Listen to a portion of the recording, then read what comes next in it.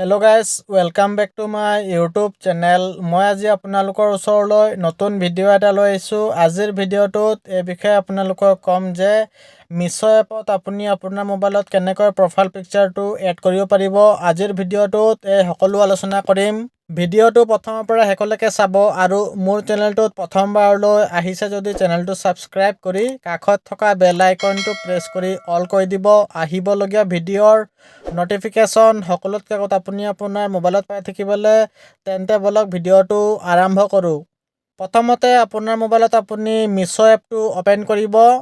Miss' এপটো open কৰা হোৱাৰ পাছত আপোনাৰ মোবাইলত তেনেকুৱা অ'পেন হৈ যাব। তাৰপিছত আপুনি লেফ্ট ছাইডৰ ওপৰত প্ৰফাইল অপশ্যনটোত আপুনি ক্লিক কৰিব। ইয়াত ক্লিক কৰাৰ পাছত চাবলৈ পাইছে ওপৰত ফটো এড কৰিব পৰা অপশ্যনটো আছে। তাৰ ছাইডত আপোনাৰ নাম আহিব, আপুনি ইয়াত ক্লিক কৰিব।